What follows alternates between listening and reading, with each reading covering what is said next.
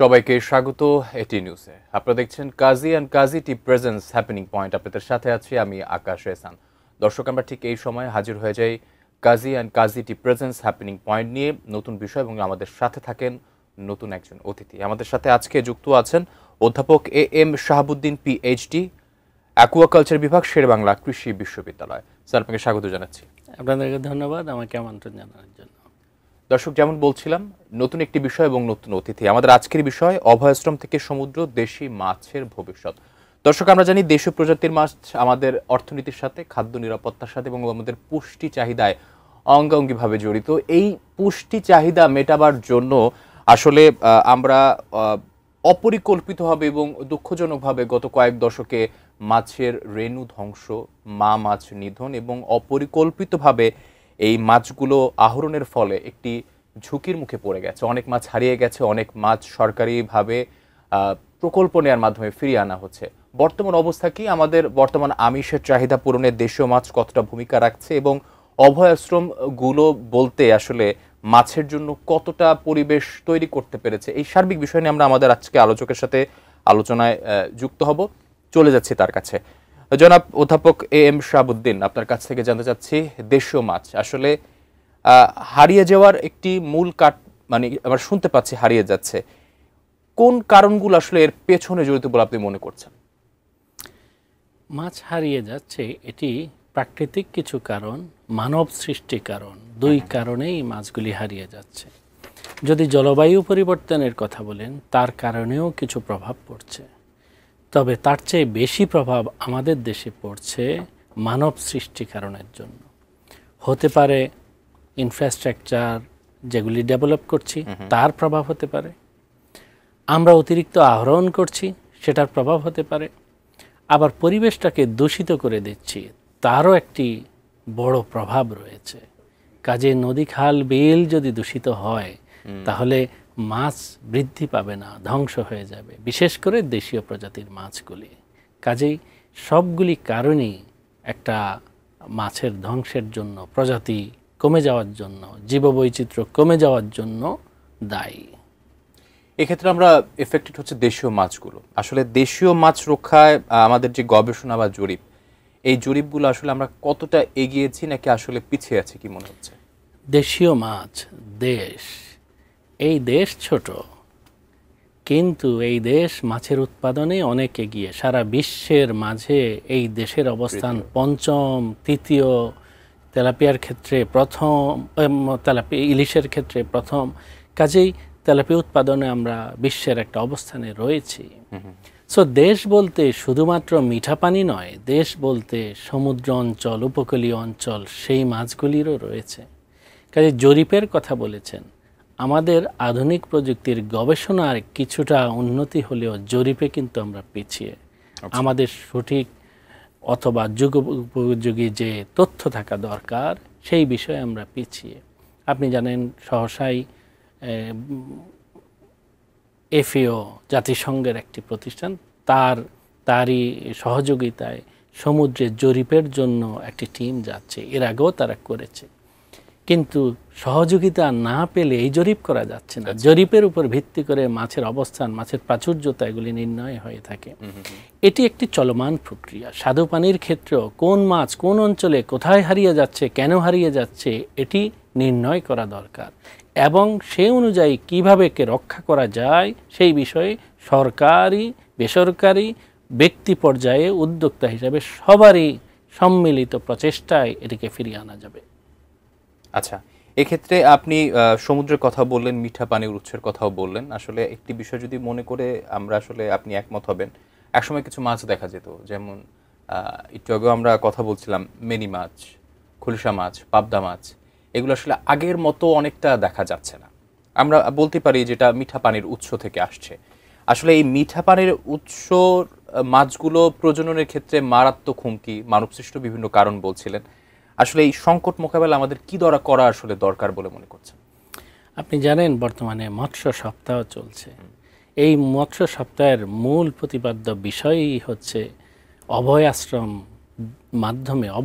তৈরির মাধ্যমে দেশীয় প্রজাতির মাছকে রক্ষা করা। অভয়াশ্রম কি? অভয় দিয়ে রাখা। আমি একজনকে বললাম, অভয় দিলাম, তার মানে সাহস দিলাম, আশ্রম, সেখানে এসে সে থাকবে, সে বসবাস করবে, সে খাদ্য পাবে, নিরাপত্তা পাবে।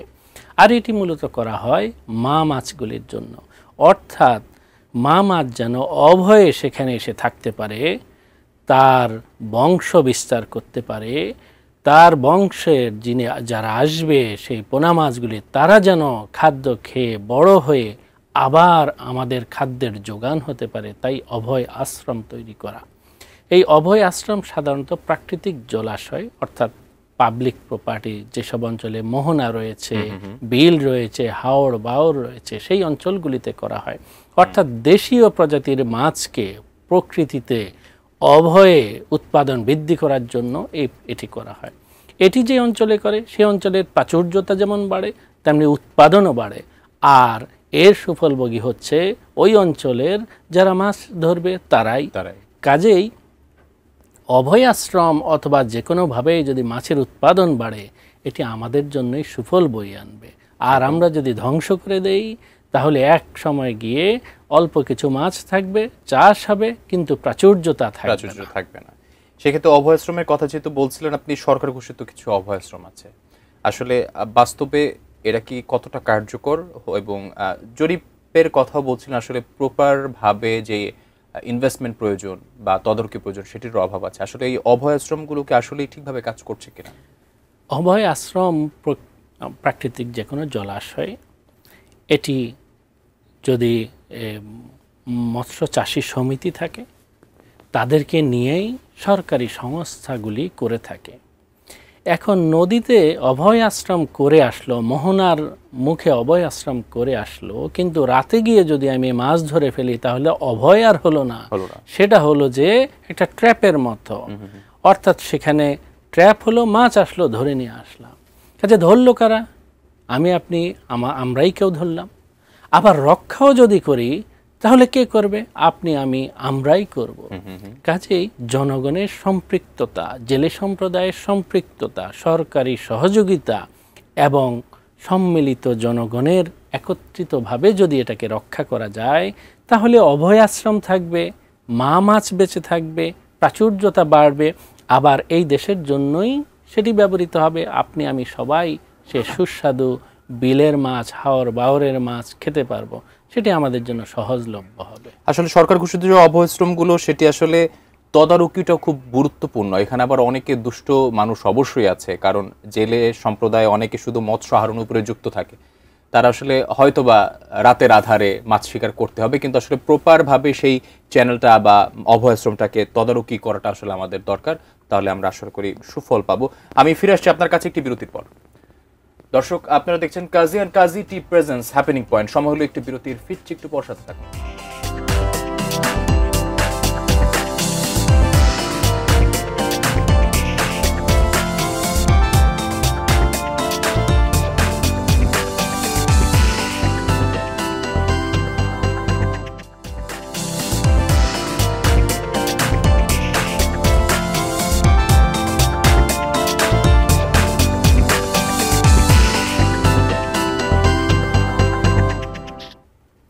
দর্শক, বিরতির পর আবারও ফিরে আসলাম Kazi and Kazi tea presents happening point. আমরা আলোচনা করছিলাম, ফিরে যাচ্ছি আলোচকের কাছে। জনাব শাহাবুদ্দিন, আপনার কাছ থেকে গুরুত্বপূর্ণ একটি বিষয় জানছিলাম, সরকার ঘোষিত অভয় আশ্রম। পাশাপাশি আসলে বলছিলেন যে প্রপার ভাবে এটাকে তদারকি করা প্রয়োজন, এবং যারা সংশ্লিষ্ট জেলে আছে আসলে তাদের একটি অভিযোগ থাকে, তারা কি করবে, তারা কিভাবে পরিবারের অন্ন যোগাবে, এবং সরকার ঘোষিত যে চালের কথা বলা হয় অনেকে অভিযোগ করে যে ঠিকভাবে পাচ্ছে না। আসলে এই বিষয়টি আপনি কিভাবে দেখছেন, কি বলবেন এই বিষয়ে?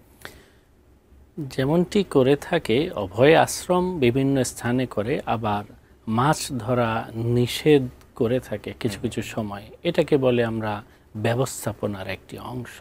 বিশেষ করে জাতীয় মাছ ইলিশের অভয়ে নদীতে আসা, নির্বিঘ্নে তার পোনারা সমুদ্রে চলে যাওয়া, এই ব্যবস্থাটাকে নিশ্চিত করার জন্যই এই রুলসগুলি অ্যাপ্লাই করে, বা মাছ ধরা বন্ধ করে, মাছ ধরা বন্ধ করে, অথবা জাটকা, ছোট পোনা যেগুলি ইলিশের, এগুলি বন্ধ করে।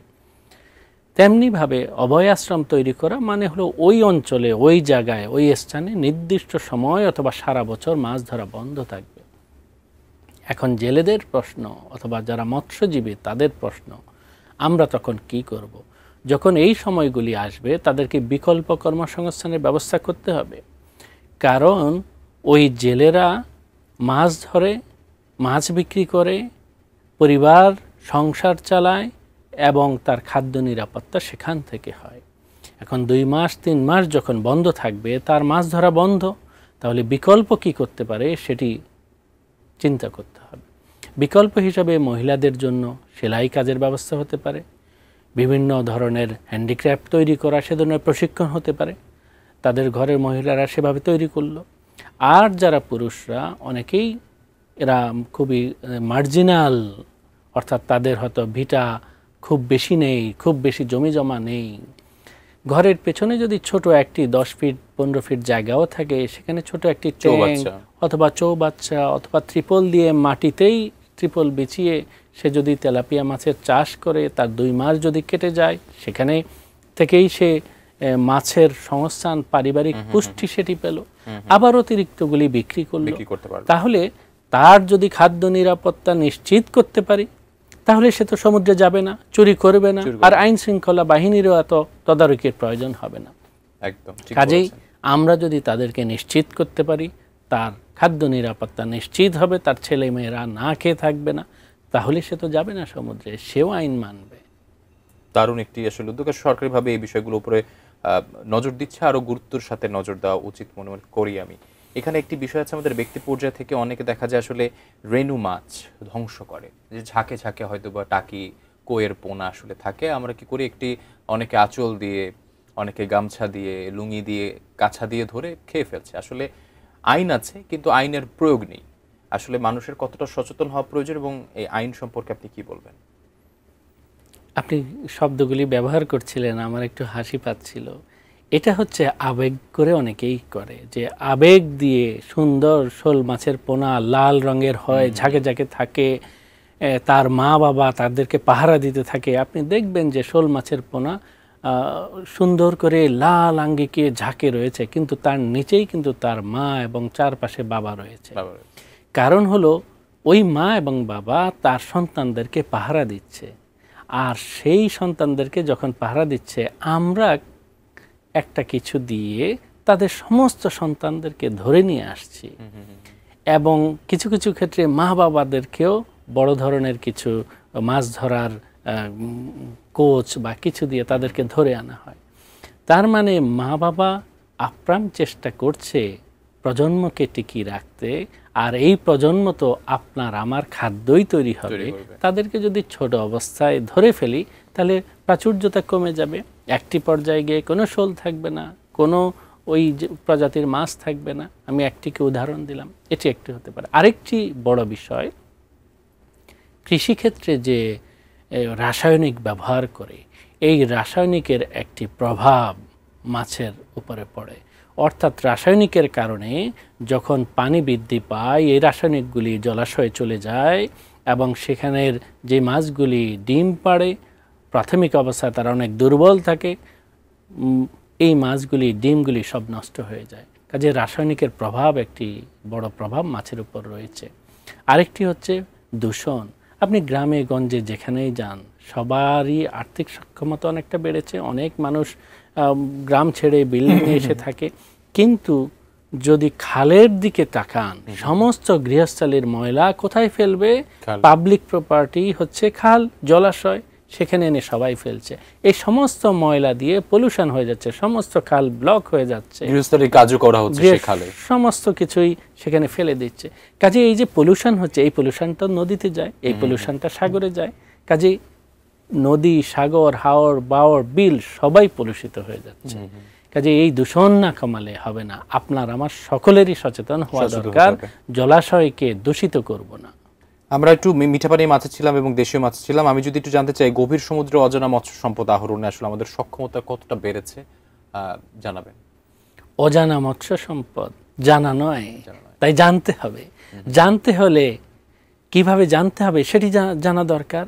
তার জন্যই তো দরকার জরিপ। জানা মানে আমি গবেষণা করব, জরিপ করব, সেখানে কি পরিমাণ রয়েছে, কাকে ধরা যাবে, কে কে রয়েছে, সব কিছুই জানব। গভীর সমুদ্রে মাছ ধরার মতো বাহনই তো আমাদের নেই। আমাদের জেলেরা তো সমুদ্রের একটি নির্দিষ্ট জায়গা পর্যন্ত যায়, গভীর সমুদ্রে যেতে পারে না। কাজে আমাদের জরিপের অভাব রয়েছে, যানবাহনের অভাব রয়েছে, প্রশিক্ষণের অভাব রয়েছে। আমাদের যে সম্পদ রয়েছে তাই আমরা জানছি না এখনো এটা কি কিভাবে সারা দেশের জন্য ব্লু ইকোনমি, সুনীল অর্থনীতিভাবে দেশকে উপকারে আনতে পারে, সেই বিষয়ে আরও বেশি কাজ করার দরকার।